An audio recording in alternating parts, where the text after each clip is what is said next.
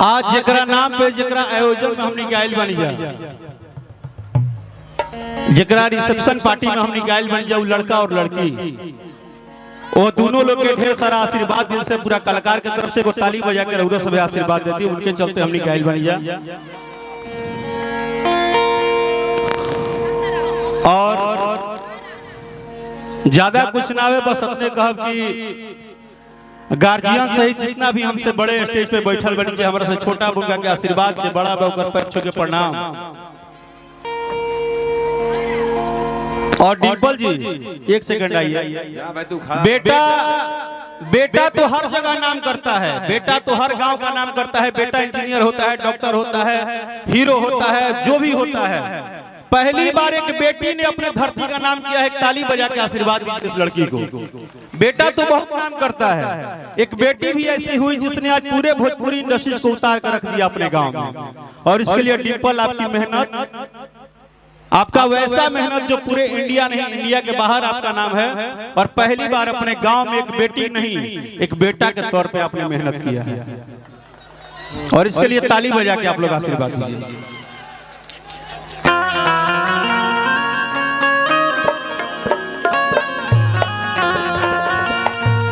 भोजपुरी कलाकार के मसीहा जो सब कुछ करेला, हम इसके बड़ भैया दीपक भैया जी, बुची भैया, विकास भैया, धनंजय भैया जो कि आज तक कंपनी मालिक हो गए, पहले सिनेमा बनाओ थे प्रोड्यूसर रही, अब कंपनी मालिक हो गए। धीरज मेरा भगिना आया है, प्रिंस है, रितेश भाई हैं, कल्लू जी हैं, मोहन भाई हैं, अजीत भाई हैं। अजीत भाई हमारे सबसे बढ़िया संगतिया लिट्टी चोखा वाला। आशू बाबा जो कि हम लोग के सबसे फेवरेट हैं। बिक्कू जो कि कम एज में सबसे चॉकलेटी लड़का है। रंजीत जो कि मुंह बोला भाई है।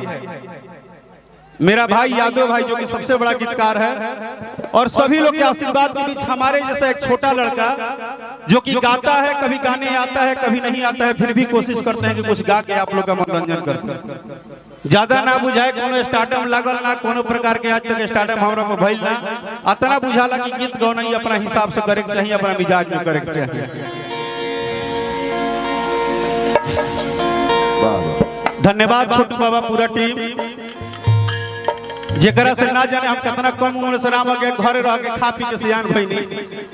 भैया काम होता तो होता, ठीक बा, अब नहीं खिलाएंगे, तुम चुप रहो, बिल्कुल चुप रहो। रतन भैया, रतन भैया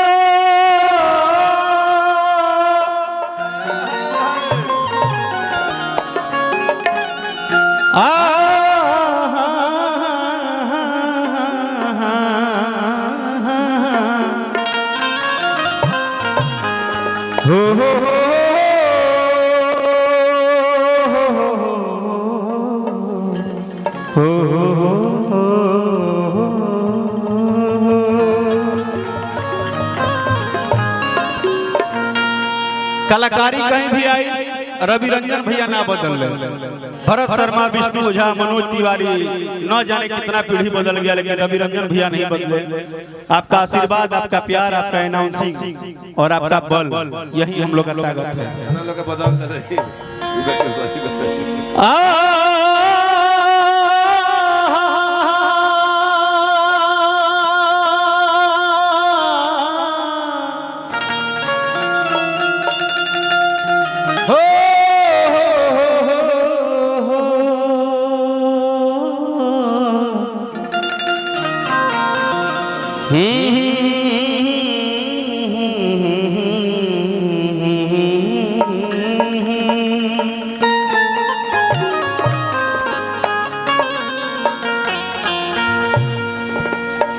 चलो डिम्पल, इसी बहाने तुम्हारे गांव में हम लोग आए, शादी के ही बहाने हम लोग आए।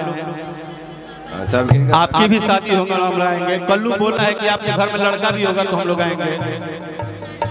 हाँ ठीक है, कुछ भी होगा तो हम लोग आएंगे, लेकिन अब भक्ति गाने का समय है नहीं, तो बस एक लाइन में अपना काम खत्म करना। और हम एक ही गाना गाएंगे, रवि रंजन भैया, हम एक ही गाना गाएंगे, नहीं एक गाना गाएंगे, बस एक गाना, एक ही गाना गाएंगे। ज्यादा डिस्टर्ब करे का जरूरत है, जितना लंबा जा लेकर निकल जाए। जमाना 2020 के बाद टेस्ट नहीं खेले, वनडे नहीं खेले के। दीपक भैया का आशीर्वाद से एगो ऐसा गाना जो हमार जिंदगी पलट दिलस, हमारा जिंदगी के बाद भी ओकर इतिहास बा, आगे भी रही। सब लोग के गाना 2 महीना 4 महीना 3 महीना बाजेला तो होला कि गाना बाजता। दीपक भैया सबका गाना 2 महीना 4 महीना 5 महीना बजता है तो होता है कि गाना बज रहा है। एक ऐसा गाना जो पिछले 3 साल से लगातार बज रहा है। अब पहला बार गाना जन के मुखड़ा तो मुखड़ा अंतरो हिट बा के दीपक पहला बरियारी गाना ऐसा न होला। आप लोग सुने हैं राजा जाई ना बहरिया, कौन कौन सुना है, जरा हाथ उठा के बताइए। अच्छा सब लोग सुना है, वाह। हाँ हम भी सुने हैं, हम भी। हर की कोरा में सट के उलट के पलट के दिले बड़ा दहिया दूर हो। हर बिजुली के तार में भतार अछुरैला।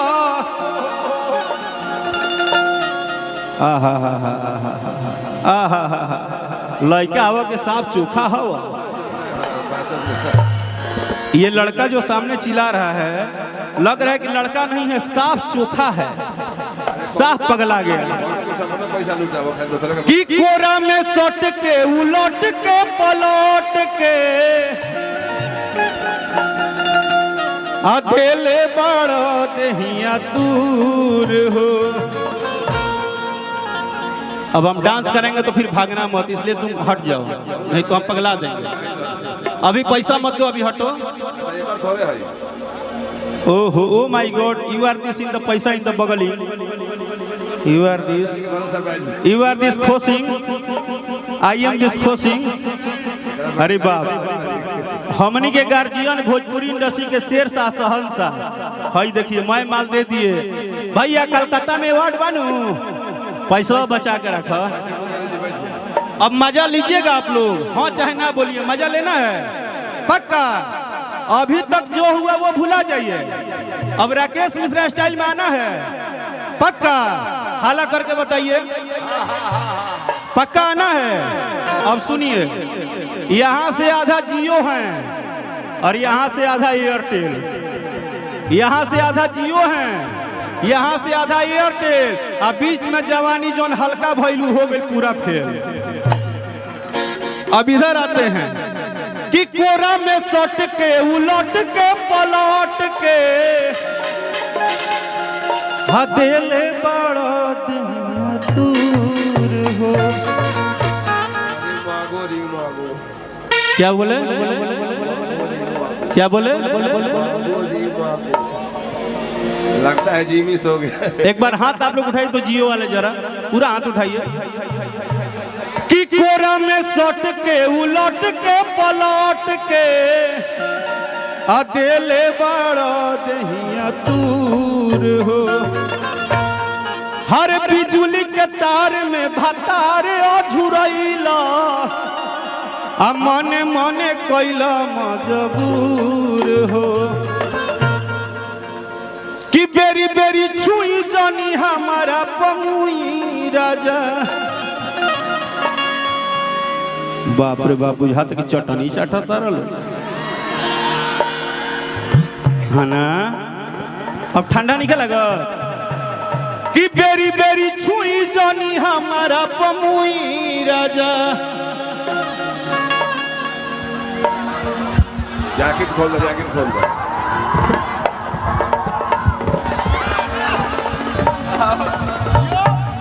अरे कि दौरत से गिरे लगिलो,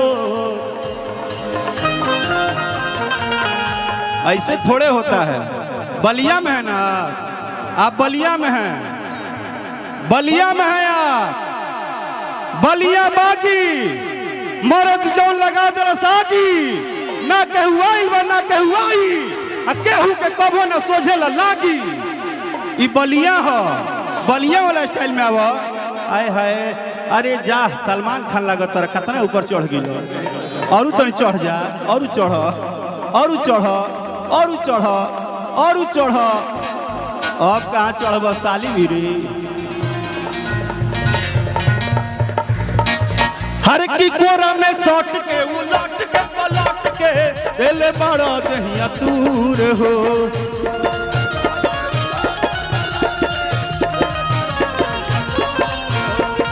बिजली के तार में भतार अझुरैला, मने मने कैला मजबूर हो।